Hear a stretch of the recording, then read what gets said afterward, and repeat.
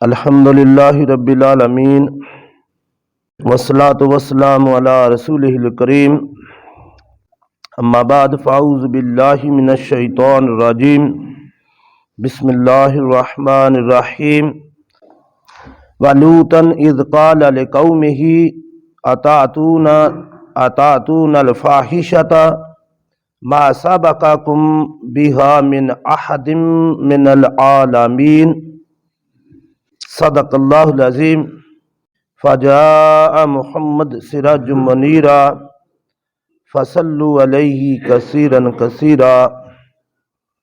سورۃ الاعراف آیت نمبر 80۔ حضرت لوط علیہ السلام کا تذکرہ ہے اس آیت میں اور اس کی قوم کا۔ حضرت لوط علیہ السلام اللہ کے نبی ہیں۔ یہ حضرت ابراہیم علیہ السلام کے بھتیجے تھے۔ حضرت لوط علیہ السلام اردن چلے گئے۔ جب حضرت ابراہیم علیہ السلام عراق سے ہجرت کر کے شام کی طرف گئے تو حضرت لوط علیہ السلام اردن کی طرف چلے گئے۔ وہاں سے اللہ تبارک و تعالیٰ نے انہیں پیغام دے کر صدوم کا ایک علاقہ ہے عراق کے اندر ہی، اس علاقے کی طرف اور ان باشندوں کی طرف بھیجا۔ صدوم کے جو لوگ تھے جو بڑے خوشحال تھے، طرح طرح کے پھل میوہ اور فصلیں بہت اچھی، خوشحالی کا زمانہ، خوشحال قوم تھی یہ، لیکن یہ ایک بہت ہی گندے کام میں مبتلا تھے۔ اللہ رب العالمین نے حضرت لوط علیہ السلام کو اس قوم کی طرف بھیجا کہ جاؤ اس علاقے میں اور اس قوم کو سمجھاؤ۔ اس آیت کے اندر اسی طرف اشارہ ہے۔ وَلُوطًا اذ قال لقومہ، اور لوط علیہ السلام نے جب اپنی قوم سے کہا اتأتون الفاحشہ، کہ تم ایسی بے حیائی کا کام کرتے ہو، ما سبقکم بہا من احد من العالمین، جو تم سے پہلے دنیا جہاں والوں میں سے کسی نے نہیں کیا۔ یہ جو ہم جنس پرستی ہے یہ دنیا میں سے پہلے تصور بھی نہیں تھا کہ مرد مرد کے ساتھ بے حیائی کرے، اور بعض روایتوں میں آتا ہے کہ عورتیں پھر عورتوں کے ساتھ بھی کرتی تھی۔ تو یہ ایسا ایک غلط کام تھا جو دنیا میں پہلے نہیں تھا، صرف اس قوم سے یہ شروع ہوا ہے۔ ایک تو یہ بے حیائی تھی، اور دوسری یہ قوم اس کام کی موجد بھی تھی، اس قوم نے یہ ایجاد کیا۔ یہ بہت ہی بری حرکت تھی۔ آج تو زمانے میں عجیب وقت آ گیا ہے کہ ہم جنس پرستی کے قانون پاس ہو رہے ہیں ملکوں میں۔ بڑا خطرناک زمانہ ہے۔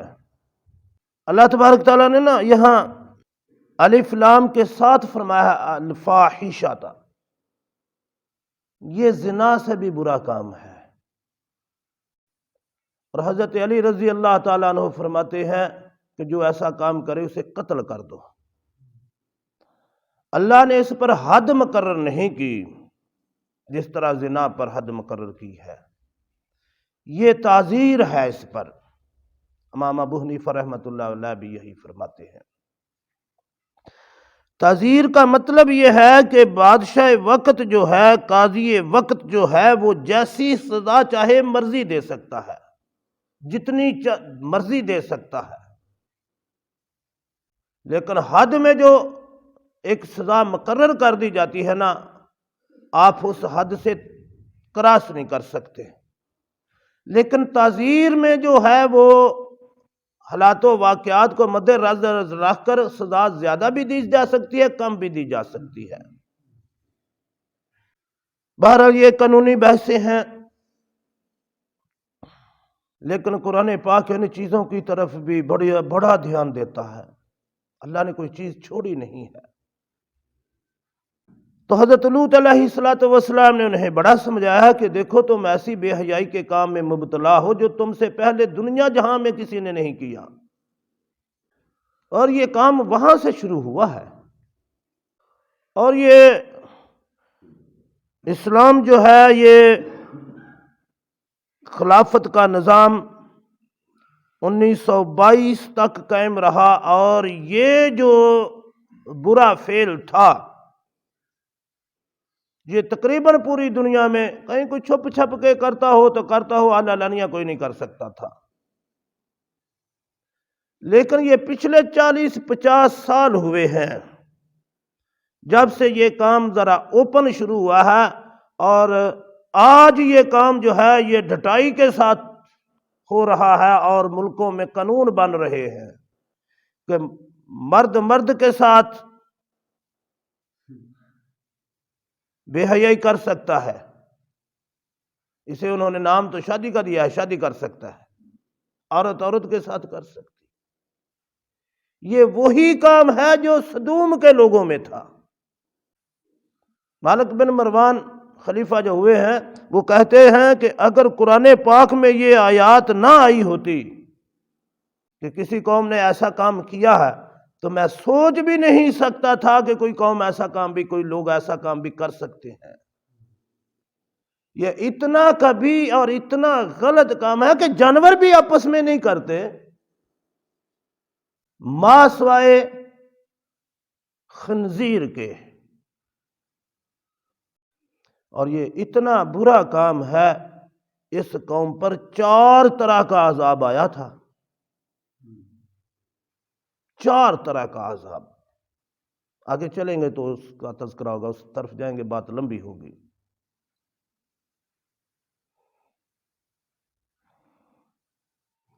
پہلی قوموں پر ایک ہی طرح کے عذاب آئے، اور عذاب قومیں مٹ گئیں، عذاب ختم۔ لیکن اس قوم پر 4 قسم کا عذاب آیا، اور عذاب کے اثرات ابھی بھی باقی ہیں۔ صدیاں گزر گئی ہیں لیکن عذاب کے اثرات ابھی بھی باقی ہیں۔ اس بستی کو اٹھایا گیا تھا اور آسمان پر لے جا کر فرشتوں نے الٹ دیا تھا، اور یہ سمندر کے کنارے اس کو الٹا، اور سمندر بڑا وہاں سے ایسے نیچے ہے ڈھلوان، اور وہ بحر مردار ہے۔ آج بھی اس علاقے میں کوئی چیز جائے، کوئی سمندر میں کوئی مچھلی، کوئی آبی جو جانور یا آبی جو چیزیں ہیں جو رہتی ہیں سمندر میں، وہ اس علاقے میں، اس ایریے میں جائیں تو مر جاتی ہیں۔ اسے بحر مردار کہتے ہیں۔ عذاب کے اثرات اب تک باقی ہیں۔ یہ اتنا کبھی اور اتنا برا کام ہے، صدیاں گزرنے کے بعد بھی عذاب کے اثرات باقی ہیں۔ یہ غیر فطری اور غیر اخلاقی اور انتہائی بے حیائی کا کام ہے۔ پاکستان میں بھی آوازیں اٹھتی ہیں، کبھی کسی انداز میں، کبھی کسی انداز میں نعرے چلتے ہیں، میرا جسم میری مرضی۔ یہ سارے نعرے کس لیے ہیں؟ یہ اسی لیے ہیں۔ اور میں کہا کرتا ہوں، نہ تمہارا جسم ہے نہ تمہاری مرضی ہے۔ اگر تمہارا جسم ہوتا تو تم اپنی مرضی سے بنا لیتی۔ تمہارے جسم میری کوئی چیز ہے، میں اپنی مرضی سے بنا لیتا ہوں۔ میں نے مکان بنانا ہے، اپنی مرضی سے بنا لیتا ہوں، جیسا ڈیزائن چاہے، جیسا مرضی۔ اگر میرا جسم میری مرضی ہی ہوتی، یہ قانون ہی ہوتا، تو میں اپنی آنکھیں، اپنا ناک، اپنے کان، اپنا رنگ، اپنا قد کاٹ اپنی مرضی سے بناتا۔ اس کا مطلب ہے یہ میرا نہیں ہے، یہ مجھے کسی نے دیا ہے، اور جس نے دیا ہے یہ اس کی مرضی کے تحت چلنا چاہیے۔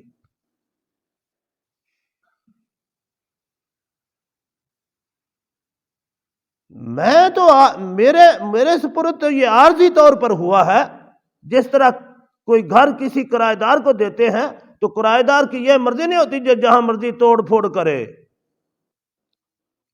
جو مرضی کرے، اسے وہاں صرف رہنے کی اجازت ہے ان قوانین کے تحت جو مالک کہے گا۔ تو اس جسم کا مالک بھی اللہ ہے اور اس پر حکومت بھی اللہ کی چلنی چاہیے۔ اگر اس پر اللہ کی حکومت نہ چلاؤ گے تو پھر مار کھا جاؤ گے۔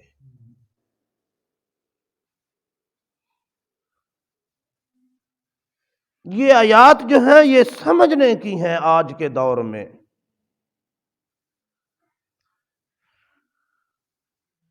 تو قوم نے کہا اچھا یہ بڑے نیکوکار بنے ہیں، یہ بڑے پاک صاف بنے ہیں حضرت لوط علیہ السلام اور ان کے جو ساتھی ہیں، انہیں اپنی بستی سے نکال دو، ان پاکوں کو نکال دو، ہم تو پلید ہیں نا، ہم گندے ہیں۔ جب ان سے کچھ جواب بن نہ پایا تو انہوں نے یہ کیا۔ اور دوسری بات، ایک بات ذہن میں آ گئی ہے، وہ بھی اس فعل کو لوگ لواطت کا نام دیتے ہیں، لیکن یہ ٹھیک نہیں ہے۔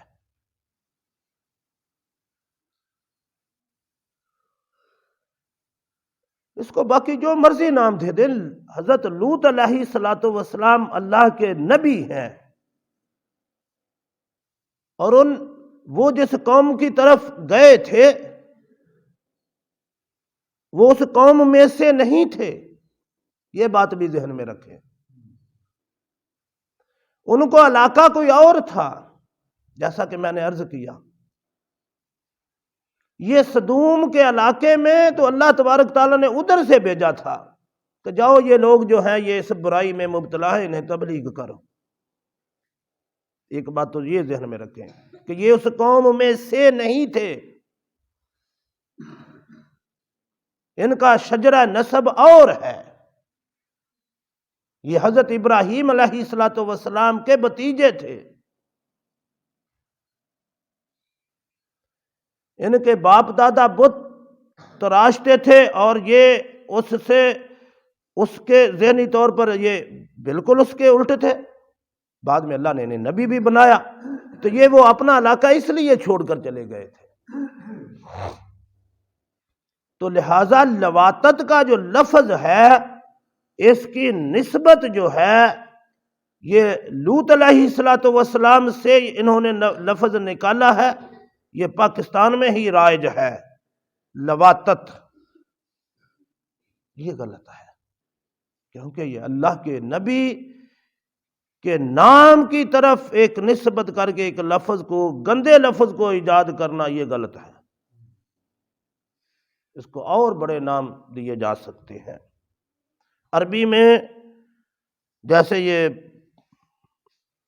پنجابی میں منڈا بازی یا اس طرح کے لفظ ہیں، ایسے لفظ کوئی بول سکتے ہیں، لیکن لواطت کا لفظ میرے ہو سکتا ہے علماء اس سے بہتر جانتے ہوں، لیکن میرے ذہن کو یہ لفظ بڑا کھٹکتا ہے کہ یہ حضرت لوط علیہ السلام کے دیکھیں، ہم روزانہ سورہ فاتحہ پڑھتے ہیں، یہ بات آ گئی ہے تو سمجھ ہی لیں۔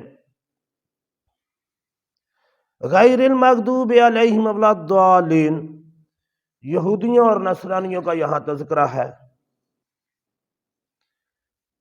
کہ اللہ تبارک تعالیٰ ایک قوم پر غضبناک ہوا، دوسری جو قوم تھی وہ مغضوب ہوئی اور ایک گمراہ ہوئی۔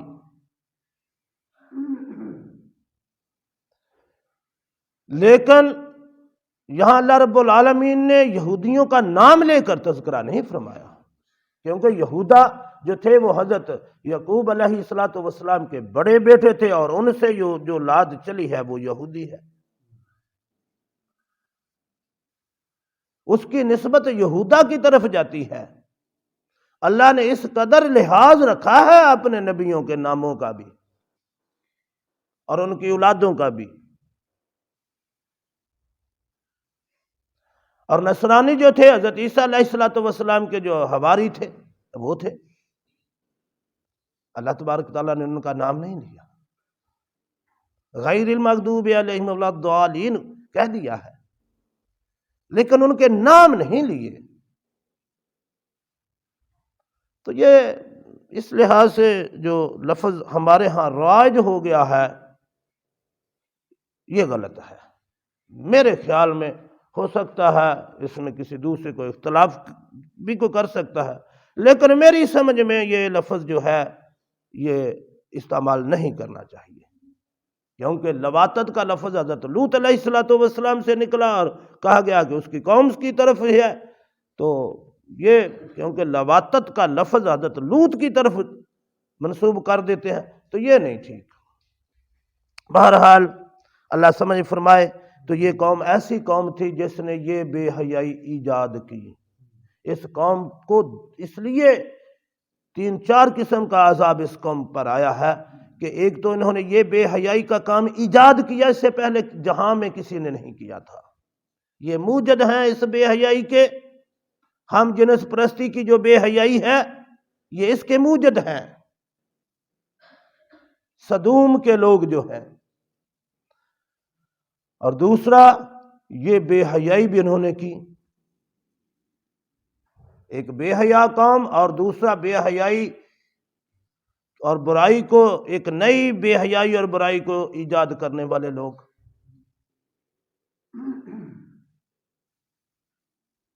دیکھیں نبی اکرم صلی اللہ علیہ وسلم نے فرمایا الحیاء من الایمان، حیا جو ہے یہ ایمان میں سے ہے، حیا نکل جائے ایمان نہیں ٹھہرتا، یہ بات ذہن میں رکھ لیں۔ ادب و احترام نکل جائے تو حیا نکل جاتا ہے، یہ ایک زنجیر سمجھ لیں، یہ ٹرائی اینگل ہے، اس کو سمجھ لیں۔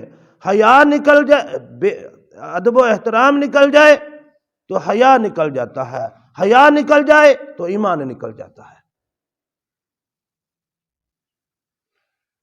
یہ تینوں چیزیں آپس میں جڑی ہوئی ہیں۔ ایک بندہ مومن حیادار ہوتا ہے اور اپنے بڑوں کا ادب و احترام کرنے والا ہوتا ہے۔ اللہ اس کی سمجھ عطا فرمائے، اللہ عمل کی توفیق عطا فرمائے۔